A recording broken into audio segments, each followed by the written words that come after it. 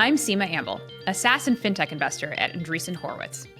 The number one question I get asked by early B2B Fintech founders is, how do I acquire my first set of customers? As well as, how do I get my customers to trust me with their money? In my first 16, I chat with the founders of several prominent Fintech companies and ask them about how they targeted their initial customers, what they did to win their business, and their hardest learned lessons.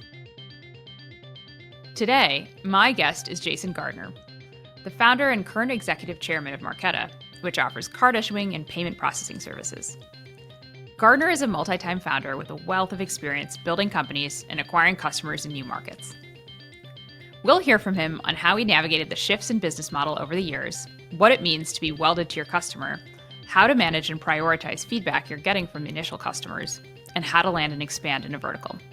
Let's dive in.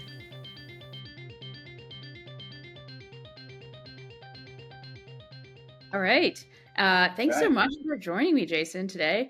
Excited to have you. Thank you for having me. This is going to be fun. We'd love to kick off with you sharing a little bit about the Marqeta founding story. It's super interesting given you've been in payments for a long time and the business has had a really interesting path to where it is today. So we'd love for you to sort of recap how the Marqeta founding story looked. Yeah, an interesting path over 13 years. So I co-founded another payments company called Property Bridge, which allowed you to pay rent electronically. We sold that at the end of 2007, and I stayed on with MoneyGram International, who acquired the company till the end of 2009.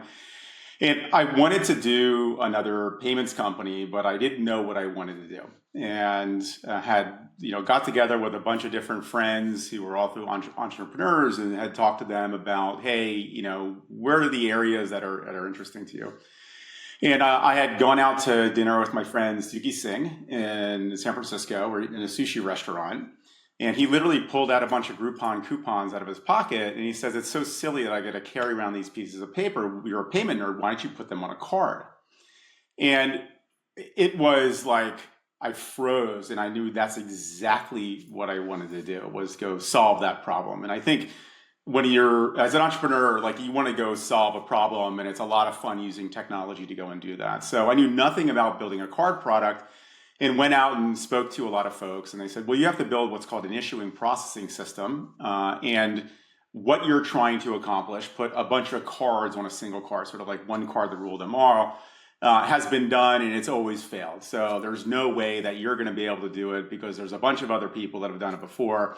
And that really drove me to go solve that problem, something that had never been done before. So we started the company, it was about January 15th of 2010. That's when I got the Marqeta.com URL, and kind of the rest is history from there. But there's a lot of different steps and pivots along the way to get to where we are today. You've got about 3 phases almost in the business or the business model, and curious how you thought about MVP and what to start off offering customers. Yeah, in the very early days, so the original idea was let's go solve the ability for you to put a bunch of Groupon coupons on a card. So what we found through lots of discussions was that every terminal, whether online or offline, whether you swipe a card, insert a card, tap a phone, actually, the Apple Pay wasn't even out by then. There was Samsung Pay or Android Pay or GPay, what they call it now. And in an online, you're entering your 16-digit card number. It could be more if you're using American Express. And we found that every transaction was globally unique amongst the millions and millions of transactions that happen every day. So what we started to go build as an MVP is how do we figure out like where you are based on a card swipe, and then have a sort of a purse among many purses on a card, millions of them, and then we can authorize and move the funds out of that specific purse based on a card swipe, which happens within milliseconds. So that was the original MVP that we had to go and build, was really solve that problem. Got it. And that's quite a lot to build. And in fintech, often you can't start with just, a few lines of code and then launch it into the ether. How long did that take for you to get the MVP? And when did you sort of think, okay, this is good enough to actually put into customers' hands? It took us about 15 months, because I remember when we signed the program manager agreement with Discover. This was early 2011. And then we closed our Series A on June 2nd of 2011, which was co-led by Greylock Israel and Granite Ventures. We had raised, I believe, $5.2 million was our Series A on a $10.5 million pre. And at the time, we thought we were absolute rock stars. And then we started sort of testing late 2011. So we started our own product called the Marqeta card, and that was basically to prove that we could put a bunch of Groupons on a card and then authorize and then move money based on those transactions. So that was really the first step. Was we were kind of the first customer before we started going out to really what you see today. Yeah, would love to talk a little bit about, just finding those initial customers and, who you tested with. And again, I know it's different for as each of the, twist or iteration of the business, but how you thought about the first few customers. Yeah, so to your point, there are kind of three, I would say, well, two real pivots, but three iterations of Marqeta. First was the Marqeta card. And so our customers were people, people that wanted to pay in advance for their groceries or pay in advance for their lunches or dinners.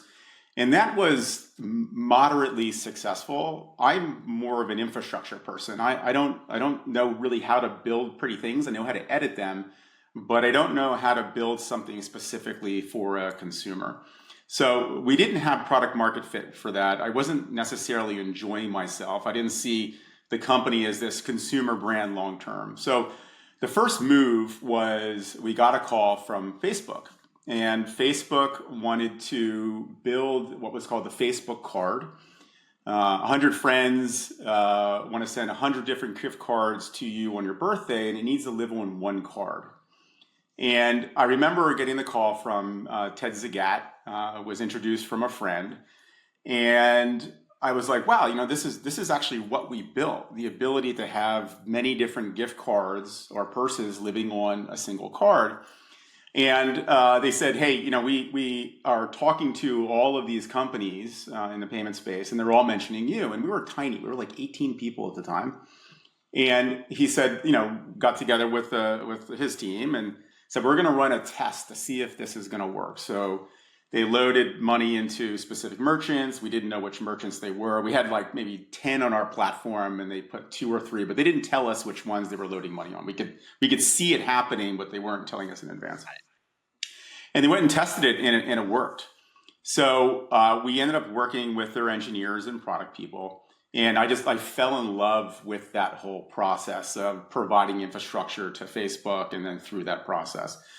So that it worked successfully, but it didn't get to where they wanted to be, which was at the time, I think 1% to 2% of the gift card market in a year, which is in a payments world, to get people to adopt something that fast is very difficult. Right. So that was the first step, and I'll take a break, just a break there before I go on to what happened next.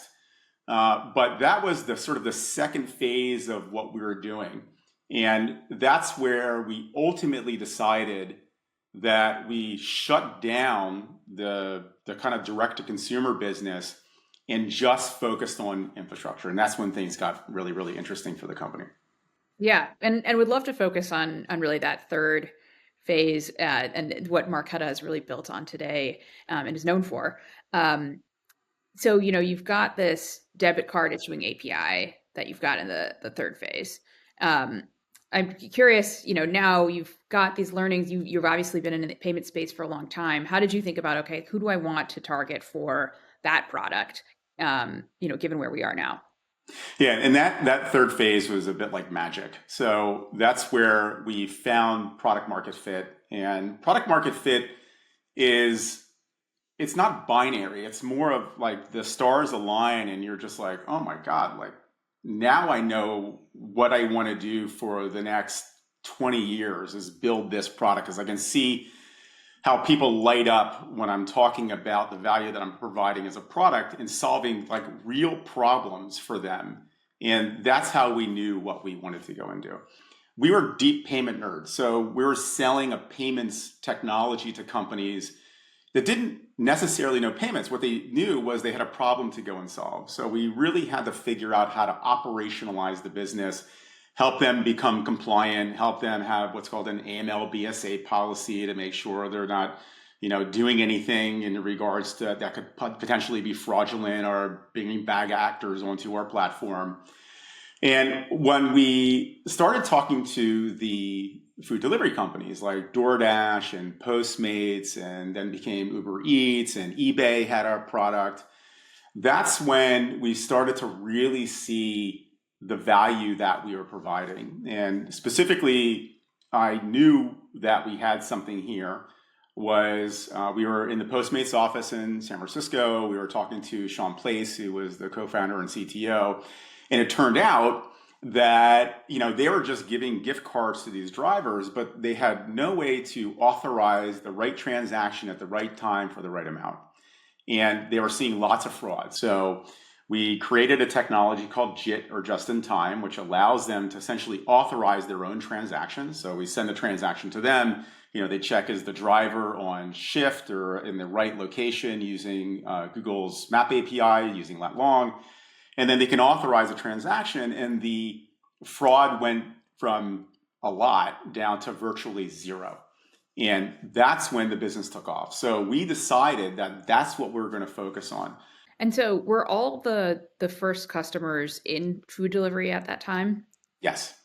Got it. And, it's a great use case, to your point, right? The just-in-time value prop resonates very, strongly, obviously, for that customer.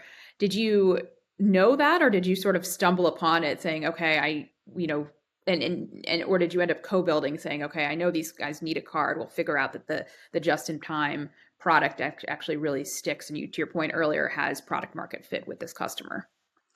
So we co-built in the sense of, as we began working with them in the early days, they needed more. They needed, more data. Mm-hmm. They needed it to happen faster. They needed to have better control over the card products themselves. So how do they do an API call to turn off a card if a driver was doing something that they shouldn't be doing? So the co-building was more of feature and function in regards to the things that they needed. And of course, we wanted to listen to what they had to say, because we obviously saw these businesses growing. I mean, a lot of times, for the companies are single threaded to us.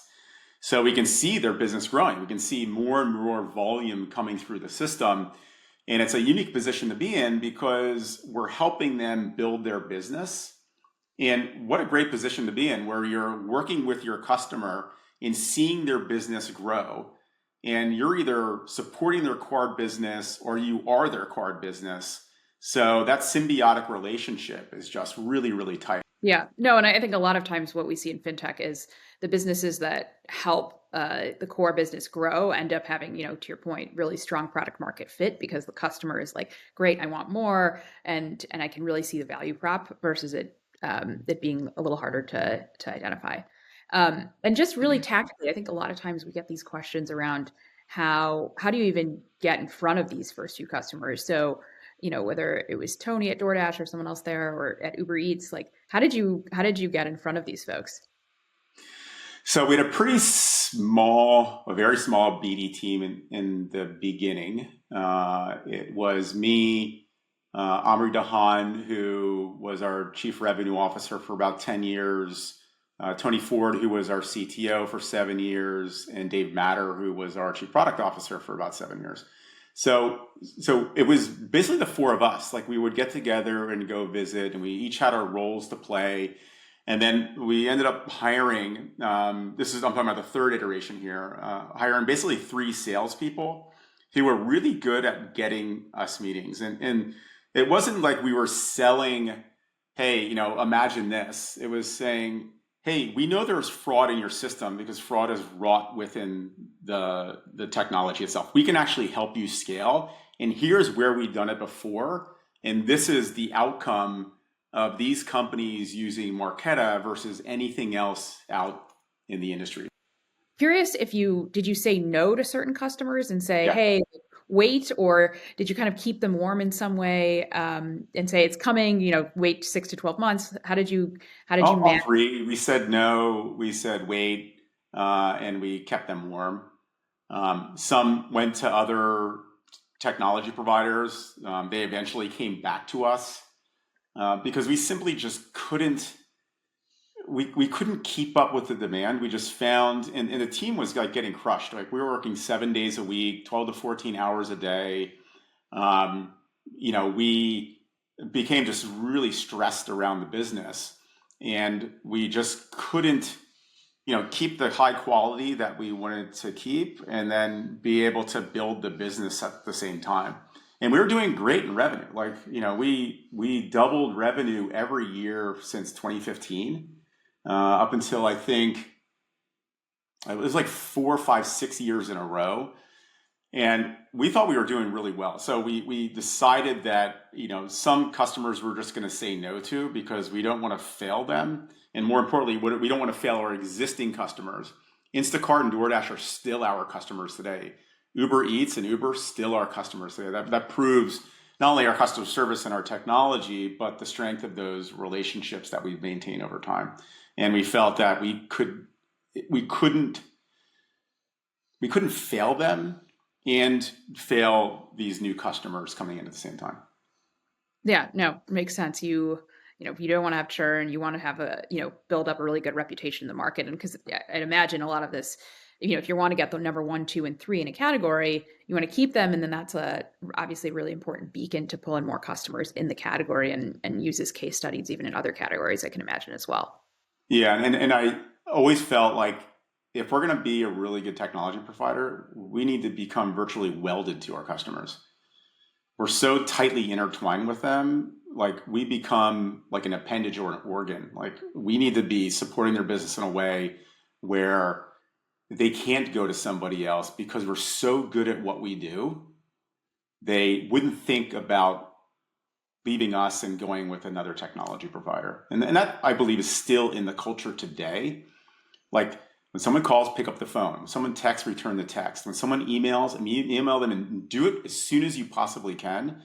But if they text you, like 5 minutes to an hour, respond.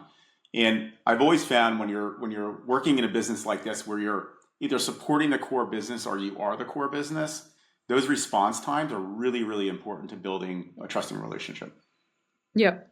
And so, when you say welded to the customer, is it mostly around just being super responsive, or, you also talked about like responding to their product needs, or responding to the pull you're getting. Anything else that you did to really feel like you were quote unquote welded to the customer? User products. Like that was really important to us. Like I have my wallet and phone are full of our customers' cards, and I use them and I give them feedback on their products. Understand like who is your counterpart over there, and that's your business partner. Your job is to make them successful, and how you make them successful is responding and listening. And if they need something, give them. Or potentially we're going to deliver it in this quarter, or we're not going to deliver that, or we're going to deliver that maybe sometime next year, but things are going to change. Like don't stress them out. Make sure that they have everything they need to be successful. And that's the sign of a good business partner. Don't make it just a transaction. If you want to make it just a transaction, then this is probably not the company you should be working for.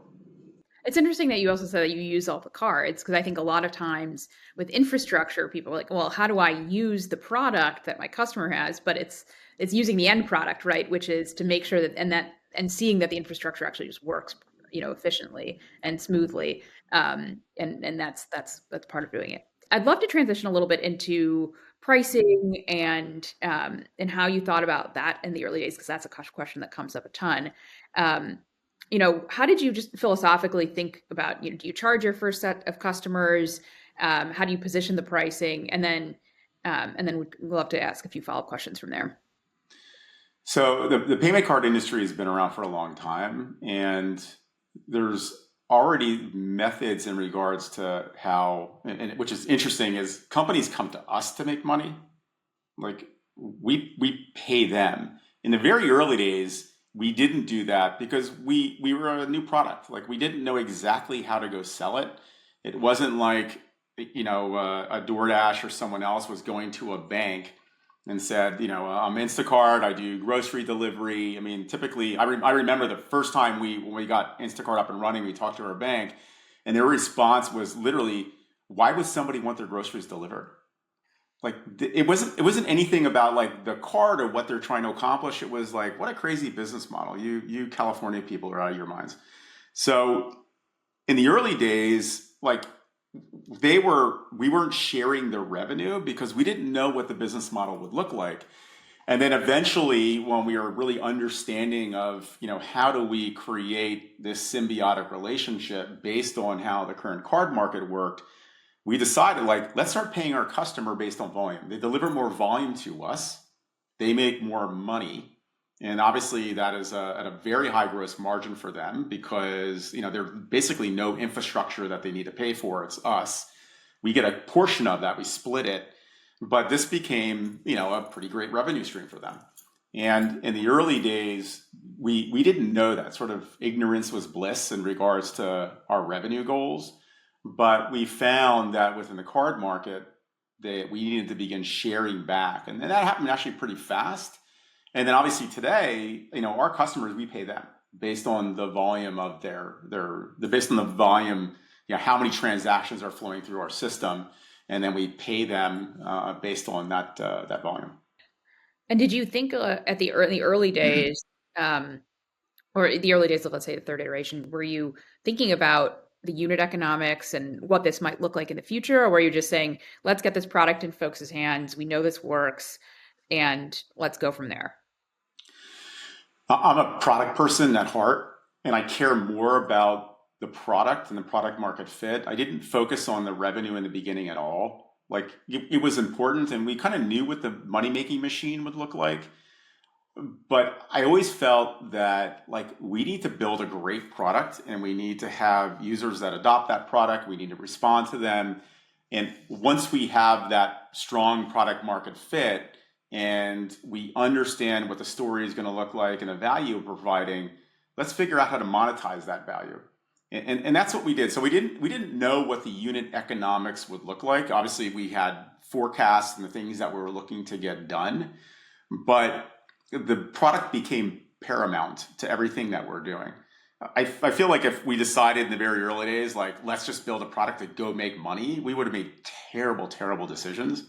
But if you're looking to build a great product and have product market fit and then have revenue follow that based on the value you're selling, that's where we got it. So we began to sort of 2017 was really kind of understand what we wanted to do in regards to revenue.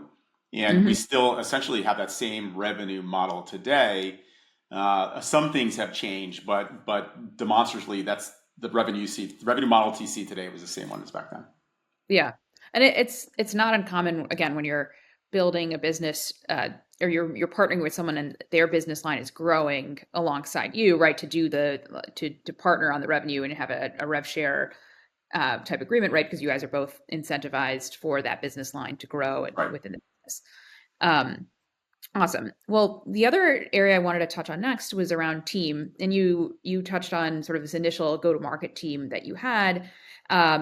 Be curious, how you thought about sort of staffing up an initial go-to-market team, understanding that you already had a team from earlier, and whether you thought about sales or marketing, like what the right first few go-to-market hires, how you decided on that sort of that core team that went out and sold the product. Well, the core team was the original executive team. Like we had different roles and responsibilities in regards to talking with a customer and working with a customer. So in the early days, you really can't hand that off to an employee. They don't have the incentive like you have when you're building the business. I mean, it's really feast or famine. So you want to go out and you want a potential customer to see like the fire coming out of your eyeballs. Like Marqeta is a fait accompli. Like the train has left the station and you can join us and we can help you scale your business, or you can go with an inferior solution and that is going to, not be great for your business, and eventually you will come back to us. We didn't like sell in an obnoxious way, but we sold as if this was the solution, the be all end all solution for their business. Well, the next thing I wanted to touch on was, feedback you learned through these initial set of customers, and let's say in food delivery, and then how you translated that into scaling up and acquiring your, additional verticals and into other sets of customers. So I don't know if you pulled up at some point after, after working with a number of these food delivery folks and said, okay, we're going to consciously go after X, Y, and Z vertical next, and here's what we've learned. Or, how did you sort of think about transitioning from food delivery into the subsequent verticals? We were, I think it was the first Money 2020. We're in Europe. We're sitting down with Klarna, and they're talking about onboarding merchants. So a lot of times in the early days of on-demand delivery, it took a lot of work for the merchant to go integrate together. So we need to figure out a way to sort of help the on-demand delivery companies onboard merchants much, much faster. And how we did that was, it's a card that's already linking to the point of sale device. This goes back to sort of the original plan with, Groupons on a card. So we knew the merchant, we could send them the data and then they can authorize or decline those transactions based on, have the consumer has the app on the phone, they sign up for some, it could be Sainsbury's grocery and, they want to buy now, pay later for their groceries. So that's where we were like, oh, this is actually another great use case.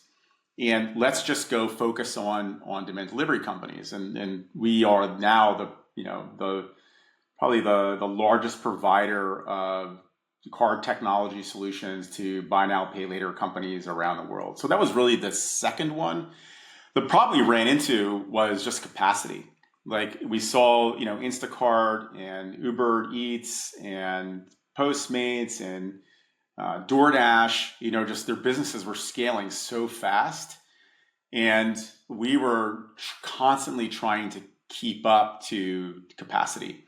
And then we're like, oh, wow, we're going to add another vertical one. We did that. And then we began to land a bunch of other customers like Affirm. So how did you pick BNPL as vertical number two?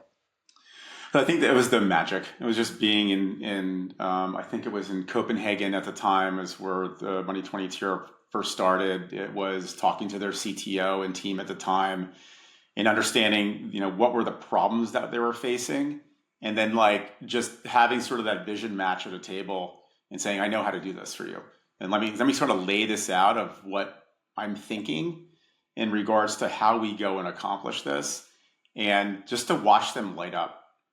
Yeah. And I think, I don't know if this was intentional, but the food delivery was taking off as you were working with them. And then BNPL, I'd imagine you right around that time was starting to take off as well. So you kind of caught that tailwind for both of you to grow together. And I don't know if that was premeditated, but it certainly, worked out well. I mean, I think we would all like to think it was premeditated. We were just really lucky at picking, the right verticals at the right time. And then even, Square at the time, now Block and their Cash App, they wanted to go build a card to help individuals who were sent money to move that money off. Like, our opportunity to work with Square was amazing. And we thought like, I don't know if this is going to be a big product or not. And they didn't even think at the time it was going to be a big product. And then obviously that completely blew away all of our predictions in regards to how Cash App would go and build. And now it's one of the largest debit programs in the world. So we're both lucky in regards to finding the right partners and the right verticals. But I also think we're very skilled at building the right technology and products and harnessing the power of what these businesses want to go build and fulfilling their vision around delivering this technology sort of just in time in regards to the things that they want to go and build. Just to wrap up, would love to hear any advice that you have for early stage founders, either things you've learned or something you would guide your earlier self around. I think it's a several things. I think number one is you're not special. Like whatever you're dealing with is not unique. There has been thousands of other entrepreneurs of both technology companies and small businesses that have run into exactly what you've run into. So, dial a friend. You can reach out to me. You can reach out to others who have been through this at like different types of scale and different types of problems. Everybody has dealt with it. You're going to get lots of different advice. You got to choose what's the best path for you. Number two is Focus on your product. Like product market fit is primary. Without product market fit, you have nothing. So in the early days is like really focus on your customers. And if you can find one customer that really wants to work with you and really wants to buy you, treat them like gold. Like make them family and deliver and respond to make sure that they become a referenceable customer as you go build your business. And number three is just like really hire the right people at the right time. Like there were times that we like scaled up in areas that we didn't really need at the time. We were, you know, it was a strategy of hope. We hope that this becomes something that we really need because you can kind of see it. And we made poor investment decisions in those areas. You know, number four is, you know, when you're raising money and never run out of money, like find people who understand your business. And even if they say no to you now, still like accept the no, and it's great. Like I love the no. Okay, no, but why? And they would share why, and you just stay in touch with them. Send them an email once a month. Say like, this is the success that we're finding, because eventually they're going to invest in your business, and we have several instances of that happening. So that's four. And I can go on more and more, but I think those are kind of the four primary of going and building a business successfully. Yeah, this has been great. Jason, thanks so much for sharing so much of the story. There's so much that people can learn from this, and really appreciate you spending the time. Thanks, Seema. Thank you for having me. These are fun. I really enjoy this. I'd like to close by thanking my guests for sharing their insights on finding early customers and building strong businesses. You can hear the rest of my first 16 by going to a16z.com/podcasts, and be sure to go to a16z.com/fintech for the latest industry-related content. There, you can also subscribe to our monthly FinTech newsletter. Thanks for tuning in.